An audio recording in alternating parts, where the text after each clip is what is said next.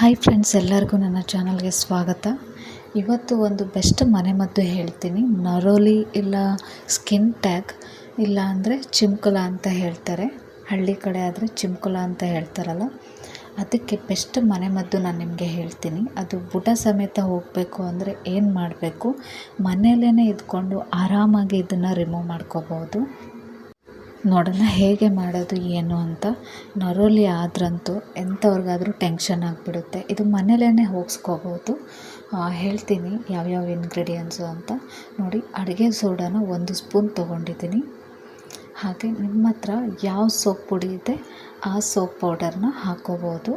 ಇದನ್ನು ನಾನು Surf Excel 1 ಸ್ಪೂನಷ್ಟು ಹಾಕ್ತಾಯಿದ್ದೀನಿ. ನಾನು ಚಿಕ್ಕ ಸ್ಪೂನ್ನ ತೊಗೊಂಡಿದ್ದೀನಿ. ನಿಮ್ಮ ಎಷ್ಟು ನರೋಲಿ ಇದೆಯೋ ಅದಕ್ಕೆ ಡಿಪೆಂಡಾಗಿ ಮಾಡ್ಕೊಳ್ಳಿ.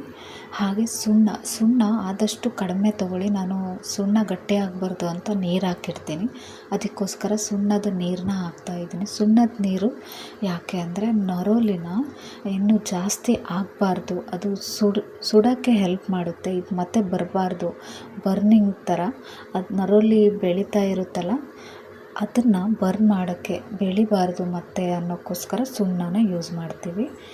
ಇದನ್ನು ನೀವು ಇಷ್ಟನ್ನು ಮಿಕ್ಸ್ ಮಾಡಿಕೊಂಡು, ಬೇಕಿಂಗ್ ಸೋಡಾ ಅಂತೂ ಅದು ನಾವು ದೇಹಕ್ಕೆ ನಾವು ತಿಂತೀವಲ್ವ, ಅದಕ್ಕೋಸ್ಕರ ಅದರಿಂದ ಏನು ಸೈಡ್ ಎಫೆಕ್ಟ್ಸ್ ಇಲ್ಲ. ಇನ್ನು ಸರ್ಪ್ ಅದು ಕೂಡ ಅಷ್ಟೇ, ಇದರಿಂದ ಏನು ಸೈಡ್ ಎಫೆಕ್ಟ್ಸ್ ಇಲ್ಲ. ಇದನ್ನು ಮುಖಕ್ಕೆ ಅಪ್ಲೈ ಮಾಡೋಕ್ಕೆ ಹೋಗಬೇಡಿ. ನಿಮ್ಮ ಕೈಗೆ ಇಲ್ಲ, ಕುತ್ತಿಗೆ ಭಾಗಕ್ಕೆ, ಕಾಲಿಗೆ, ಮುಖಕ್ಕೆ ಬಿಟ್ಟು ನೀವು ಇದನ್ನು ಅಪ್ಲೈ ಮಾಡ್ಕೋಬೇಕು. ಯಾಕಂದರೆ ಸರ್ಪ್ ಪೌಡರ್ನ ಯೂಸ್ ಮಾಡ್ತೀವಲ್ಲ, ಅದಕ್ಕೋಸ್ಕರ ನಿಮಗೆ ಎಲ್ಲಿ ನರೋಲಿ ಆಗಿರುತ್ತೋ ಅಲ್ಲಿ ಕೈಗೆ ಇದು ನೈಟ್ ಅಪ್ಲೈ ಮಾಡಿಕೊಂಡು ಮಲ್ಕೊಂಡು ಬೆಳಿಗ್ಗೆ ಅದು ಒಣಗಿರುತ್ತಲ್ಲ, ಆವಾಗ ಒಂದು ನಿಂಬೆ ಹಣ್ಣಿನಿಂದ ಉಜ್ಜಿ ವಾಶ್ ಮಾಡಬೇಕು. ಇದು ಒಂದು ಮೆಥಡು. ಇದನ್ನು ನೀವು ಕಂಟಿನ್ಯೂ ಆಗಿ 14ರಿಂದ 15 ದಿನ ಯೂಸ್ ಮಾಡಿದ್ರೆ ನರೋಲಿ ಕಡಿಮೆ ಆಗ್ತಾ ಬರುತ್ತೆ. ಅದು ಡ್ರೈ ಆಗಿಬಿಟ್ಟು ಬಿದ್ದೋಗ್ಬಿಡುತ್ತೆ. ಹಾಗೆ ಸೆಕೆಂಡ್ ಸ್ಟೆಪ್ಪು, ಇದು ಕೂಡ ತುಂಬ ಈಸಿ. ಇದು ನೋಡಿ, ಒಂದು ಅರ್ಧ ಸ್ಪೂನಷ್ಟು ಅರಿಶಿನ ಹಾಕಿಬಿಟ್ಟು ಅದಕ್ಕೆ ಮತ್ತು ಸುಣ್ಣದ ಪುಡಿನ ನೀರನ್ನು ಹಾಕ್ತಾಯಿದ್ದೀನಿ. ಸುಣ್ಣ ಆದಷ್ಟು ಕಡಿಮೆನೇ ತೊಗೊಳ್ಳಿ. ಮತ್ತು ಅದಕ್ಕೆ ಬೇಕಿಂಗ್ ಸೋಡಾನು ಕೂಡ ಅಷ್ಟೇ ಒಂದು ಅರ್ಧ ಸ್ಪೂನಷ್ಟು ಸಾಕು. ನಿಮಗೆ ಎಷ್ಟು ನರೋಲಿ ಆಗಿದೆ ಅದ್ರ ಮೇಲೆ ಡಿಪೆಂಡಾಗಿ ನೀವು ಯೂಸ್ ಮಾಡ್ಕೋಬೋದು. ನೋಡಿ, ಇಷ್ಟನ್ನು ಹಾಕಿಬಿಟ್ಟು ಚೆನ್ನಾಗಿ ಮಿಕ್ಸ್ ಮಾಡಿದ ಮೇಲೆ ಇದು ಕೂಡ ಅಷ್ಟೇ, ನೀವು ಫಸ್ಟ್ ಸ್ಟೆಪ್ ಆದರೂ ಮಾಡ್ಬೋದು, ಸೆಕೆಂಡ್ ಸ್ಟೆಪ್ ಆದರೂ ಮಾಡ್ಬೋದು. ನೋಡಿ, ಯಾವುದಾದ್ರೂ ಒಂದನ್ನೇ ಟ್ರೈ ಮಾಡಿ. ಇದನ್ನು ಕೂಡ ಅಷ್ಟೇ, ಎಲ್ಲಿ ನರೋಲಿ ಆಗಿರುತ್ತೋ ಅಲ್ಲಿ ಇದನ್ನು ನೈಟ್ ಅಪ್ಲೈ ಮಾಡಿಕೊಂಡು ಬೆಳಿಗ್ಗೆ ನಿಂಬೆ ಹಣ್ಣಿಂದ ಉಜ್ಜಿ ವಾಶ್ ಮಾಡಬೇಕು. ಇದರಿಂದ ಕೂಡ ನೀವು ಬೇಗ ರಿಸಲ್ಟ್ನ ನೋಡ್ಬೋದು.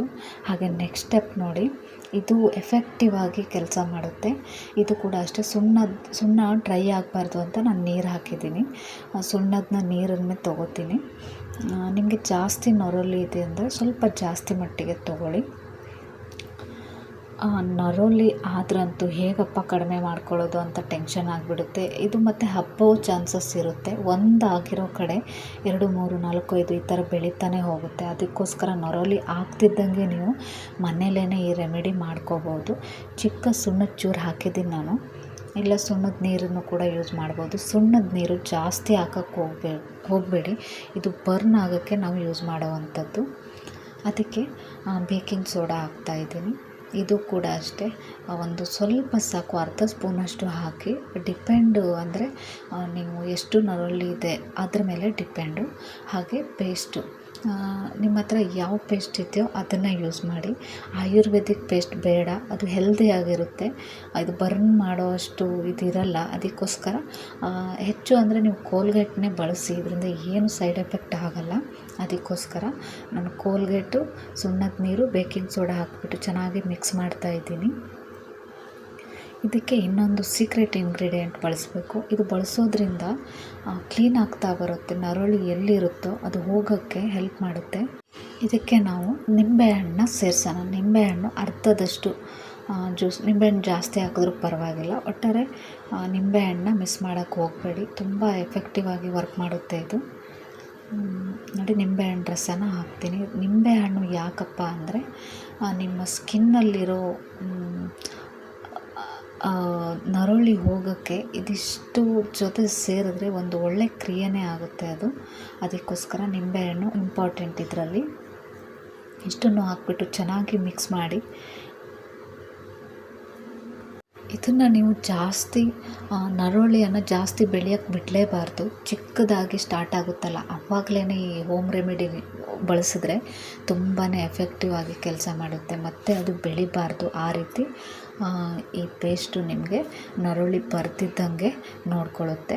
ಇನ್ನು ನರೊಳಿ ಜಾಸ್ತಿ ಗಂಟು ಥರ ಆದ್ರೂ ಅದಕ್ಕೇನು ಮಾಡಬೇಕು ಅಂತ ನಾನು ನೆಕ್ಸ್ಟ್ ವೀಡಿಯೋದಲ್ಲಿ ತೋರಿಸ್ತೀನಿ, ಹೇಳ್ತೀನಿ ನೆಕ್ಸ್ಟ್ ಏನು ಮಾಡಬೇಕು ಅಂತ. ದೊಡ್ಡ ಗಂಟು ಥರ ಆಗಿರುತ್ತೆ, ಫಸ್ಟ್ ಸ್ಕ್ರೀನಲ್ಲೇ ನಾನು ಹಾಕಿದ್ನಲ್ಲ, ದೊಡ್ಡ ಗಂಟು ಥರ ನರೊಳ್ಳಿ ಆದರೆ ಅದಕ್ಕೂ ಕೂಡ ಒಂದು ಮನೆಮದ್ದು ಇದೆ. ನಾನು ಸ್ಟಾರ್ಟಿಂಗಲ್ಲೇ ತೋರಿಸಿದ್ದೀನಿ ಕೈ ಬೆರಳಿಗೆ ನರೊಳ್ಳಿ ದೊಡ್ಡ ಗಂಟಾಗಿರೋದು ಹೇಗೆ ಹೋಗಿಸಿದ್ದೀವಿ ಅಂತ ನಾನು ನಿಮಗೆ ಹೇಳ್ತೀನಿ.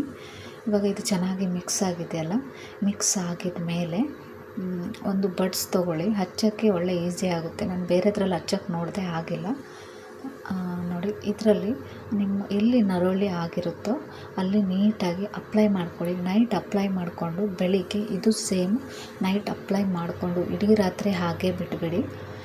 ಬೆಳಿಗ್ಗೆ ಎದ್ದ ತಕ್ಷಣ ನಿಂಬೆ ಹಣ್ಣಿಂದ ಚೆನ್ನಾಗಿ ಉಜ್ಜಿ ವಾಶ್ ಮಾಡಬೇಕು.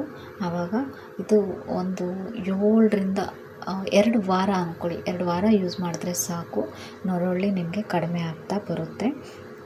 ಇವಾಗ ಫೈನಲ್ ಒಂದು ನರೊಳ್ಳಿ ಜಾಸ್ತಿ ಗಂಟು ಥರ ಮೇಲಕ್ಕೆ ಬಂದುಬಿಟ್ರೆ ಏನು ಮಾಡೋದು ಗುಳ್ಳೆ ಥರ ಅಂದರೆ, ಅದಕ್ಕೆ ನಿಮ್ಮ ಕೂದಲಿರುತ್ತಲ್ಲ, ಒಂದು ಹೆಣ್ಮಕ್ಕಳ ಕೂದಲು ಉದ್ದ ಇರುತ್ತಲ್ಲ, ಆ ಕೂದಲನ್ನು ನಿಮಗೆ ಎಲ್ಲಿ ದೊಡ್ಡ ಗಂಟು ನರೊಳ್ಳಿ ಇದೆಯೋ ಅಲ್ಲಿ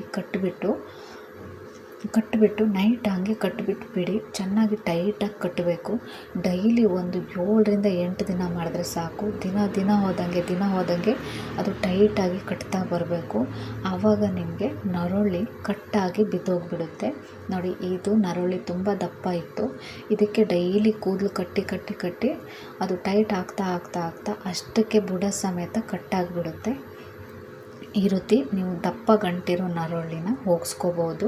ನೋಡಿ ಯಾವ ರೀತಿ ಇತ್ತು.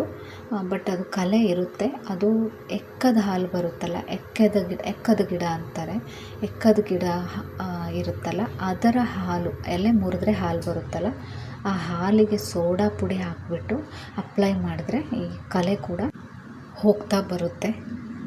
ಈ ರೀತಿ ನೀವು ಮನೆಯಲ್ಲೇ ಆರಾಮಾಗಿ ನರೊಳ್ಳಿನ ಕಡಿಮೆ ಮಾಡ್ಕೋಬೋದು. ಈ ವಿಡಿಯೋ ನಿಮಗೆ ಇಷ್ಟ ಆಯಿತು ಅಂದ್ಕೋತೀನಿ. ಹೆಲ್ಪ್ಫುಲ್ ಆಗಿದ್ದರೆ ಒಂದು ಲೈಕ್ ಜೊತೆ ಸಬ್ಸ್ಕ್ರೈಬ್ ಮಾಡೋದನ್ನ ಮರಿಬೇಡಿ. Thank you.